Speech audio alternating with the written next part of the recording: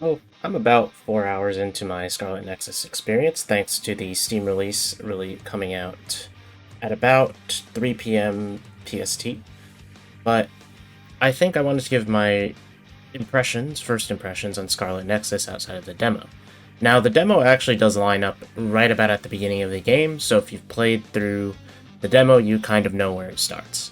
This will hopefully outline anything for people who are interested in the game but are on the fence about buying it, and maybe just give you some thoughts to listen to. So, I think that the combat feels very good. Everything feels weighty, if not also a little bit floaty, depending on how you play. There are strict combos in the game that you can do.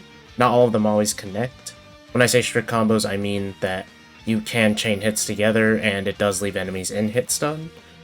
And using your powers as the main characters feels satisfying, and combining powers using SAS, which is the right button and then any of the main square, triangle, circle, X or X, Y, B, A buttons, allows you to combine powers, and that generally feels satisfying, though some powers feel a little underwhelming compared to the more offensive powers. So having someone who takes no damage for a limited amount of time feels more satisfying to use than going invisible, which is very situational. I think the story is taking an interesting turn about 4 hours in.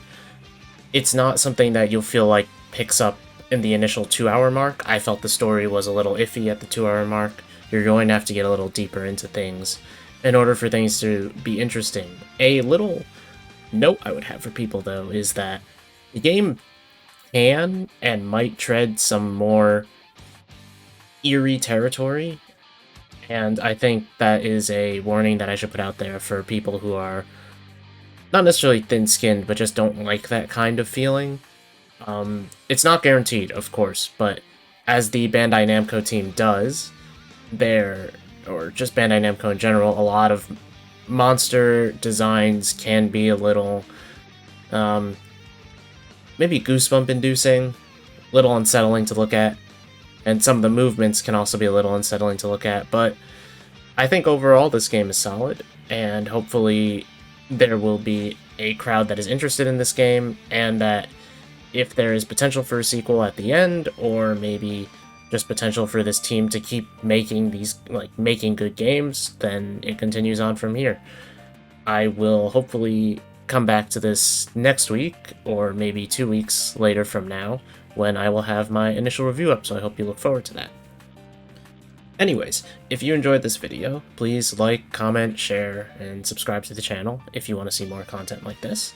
And let me know what your thoughts on Scarlet Nexus are down below in the comments.